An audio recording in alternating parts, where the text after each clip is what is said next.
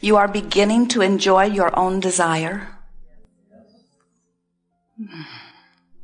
That's everything, isn't it? Because you can't help but produce a new desire. The universe is oriented in that way. So the new desire is constantly born within you. And if it's torturing you, you're in big trouble. Because you cannot effectively cease your desire. Too many eons of creation have preceded you. Contrast helps you to conclude, consciously or unconsciously, your own preferences. And you emit them vibrationally. You can't stop it. In the same way you can't fight gravity, you cannot fight law of attraction.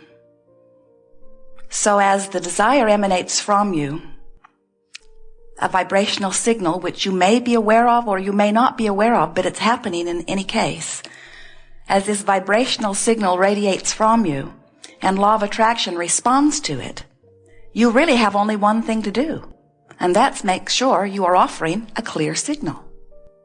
So when your desire feels good to you, in the moment of that good feeling, your signal is clear. But if you want something that you do not believe you can achieve, if you want something that does not seem possible, in your thought about it not being possible, you introduce a contradictory signal which holds you vibrationally out of alignment with your own desire. You are flesh, blood, and bone. Yes, you are. Beautiful creatures, you are indeed. But you are electrical beings. You are transmitting and receiving mechanisms. This universe is based upon vibration. And when you become consciously aware of your own vibrational nature, then and only then can you be in deliberate creative control of your own experience. You are in control of your own experience, but it's not really appropriate to use the word control when you have no idea what you're doing. In other words, you are the creator of your own experience, but unless you are aware of your vibrational nature, and unless you are aware of what your emotions are telling you about your vibrational state of being, then you are creating by default. Whatever you give your attention to activates a vibration within you. Whether you're thinking about past, present, future, doesn't matter. Whatever you're focused upon activates a vibration within you. So if you think about what you want, that activates a vibration within you. And if you could maintain that vibration, law of attraction would deliver it to you very quickly.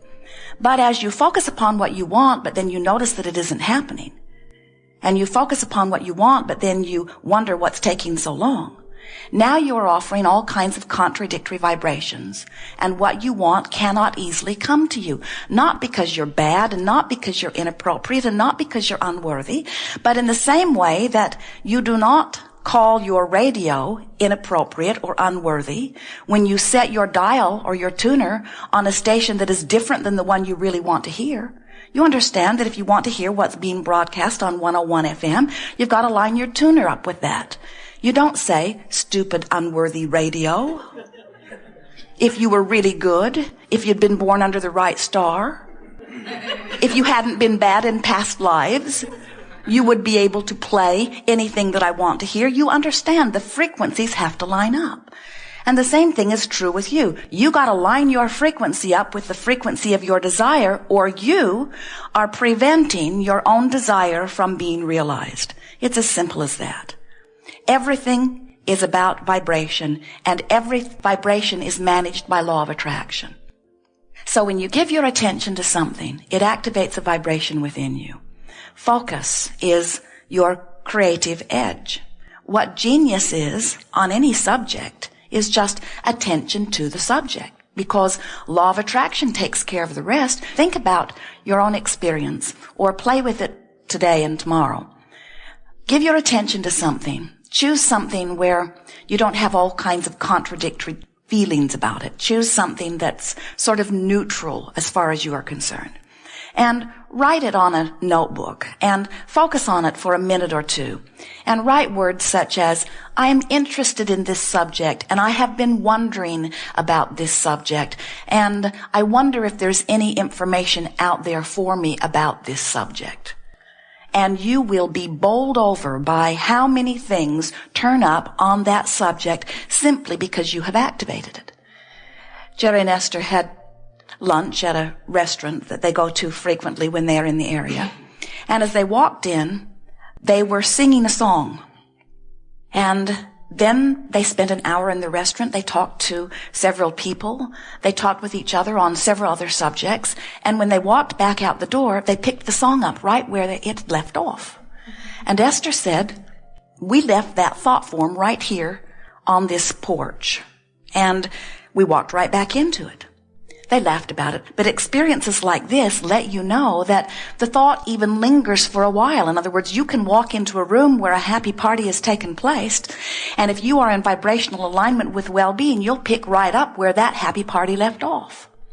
And in fact, as you are born into these physical bodies, you do experience the vibrational continuum of the generations that have come before you. Their desires as they have lived as individuals and their collective mass consciousness desire has emanated to the boundaryless boundaries of the universe, and law of attraction is answering all of those requests. So each generation who follows the previous generation benefits by the desires that have been exuded by mass consciousness.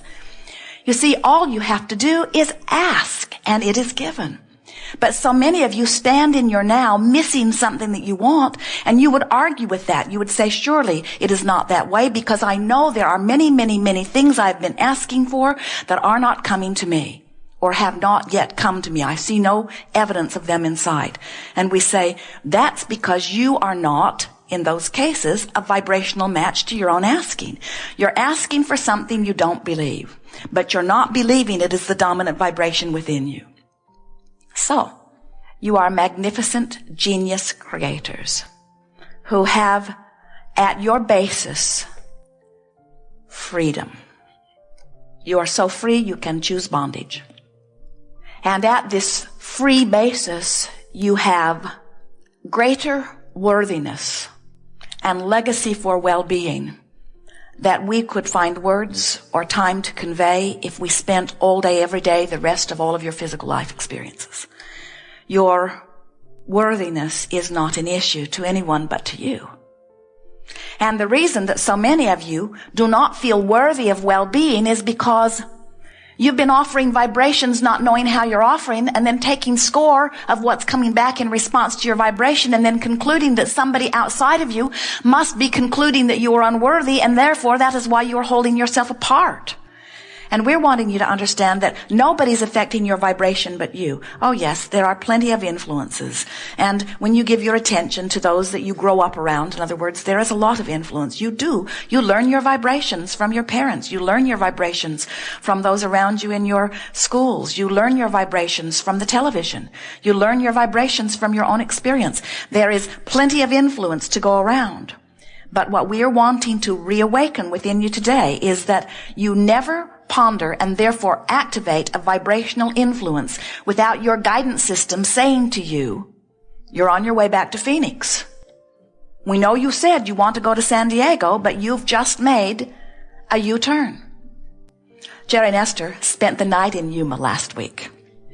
Esther said, this is scary.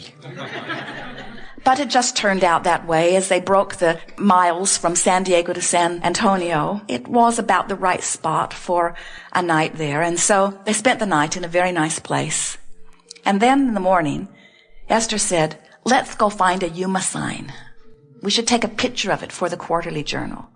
Esther said, we'll take the big red suitcase and we'll put it under the sign, and I will sit on it and look discouraged.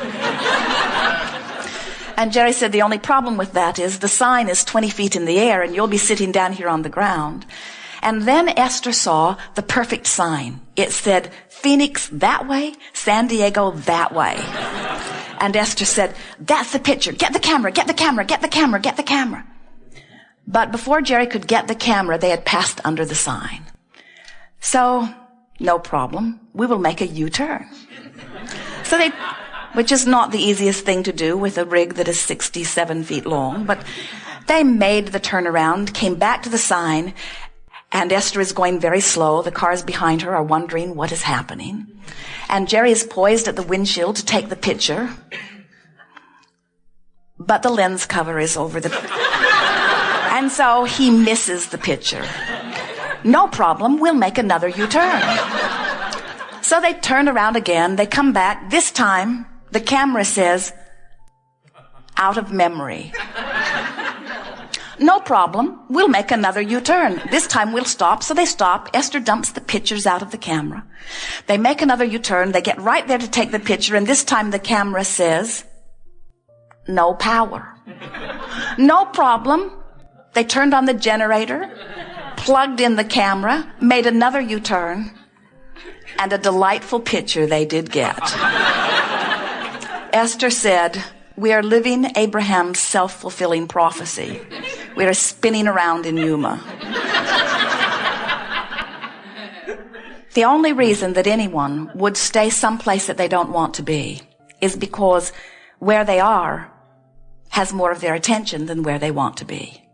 You cannot put your attention upon what you are desiring and predominantly offer a vibration about what you are desiring without moving there. The entire universe is orchestrated in that way. And we have to say to you, it would not be possible for you to have conjured a desire that is inaccessible to you. That can't happen. If you have the ability to conceive it, this time-space reality has the ability to deliver it. But you've got to match your own desire. You got to feel good about your desires. And if you don't feel good about your desires, then we would not think about them. Do not torture yourself. And that leads us to the most significant thing that we're wanting to give to you. You ask and it is always given. That's step 1 and 2. I'll just tell you that right off. You ask, can't stop it. Source answers, would never stop it. But step 3 is you've got to be a vibrational match to what you're asking for. When you are in alignment with your desire, it feels like elation. It feels like clarity. It feels like love. It feels like joy. It feels like freedom. It feels like fun. When you are in the state of allowing, it always feels fresh and good.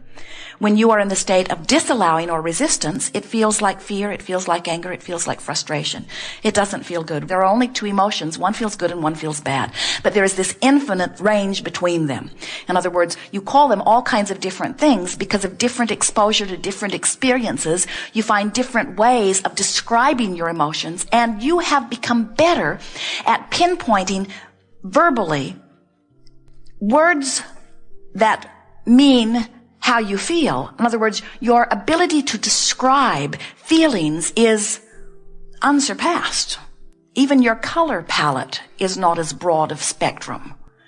You are very good. It is uncanny how, as we visit with some dear friend in the hot seat, how you can find agreement or consensus as an audience on how this person feels. You easily find the word. And in most cases, you are very close in agreement. And while there are a lot of words that mean the same thing, and sometimes you mean different things when you use the same words, the words that you use to describe emotions are pretty accurate in most cases. But we are not so much wanting you to worry about finding the word that describes the way you feel, as we are wanting you to identify the feeling of how it feels and then consciously reach for a feeling of relief from that feeling. That's the key. Now think about what that means. Step 1 says, ask. Step 2 says, source will answer what you're asking. Step 3 says, you got to be a vibrational match to what you're asking for. And if you're not, then there is some resistance, which is always accompanied by some feeling. So if your dominant intention is to reach for relief of whatever you are feeling, can you see that you've got to be headed toward where you want to go? So, as we're moving forward here today, we're going to move up this vibrational scale. We're eager to talk with you about anything that is important to you. There is nothing that is off limits. It will be a very comfortable unfolding, without exception. As you pay even the slightest bit of attention here, you're going to release resistance, which means Your physical conditions are going to improve. Your relationships are going to improve. Your financial conditions are going to improve. In other words, all of these things that you've been wanting, whether you've been openly speaking them or not, Source has been hearing. You have been amending your preferences steadily for years. And Source knows exactly who you are and what you want and understands your worthiness of it.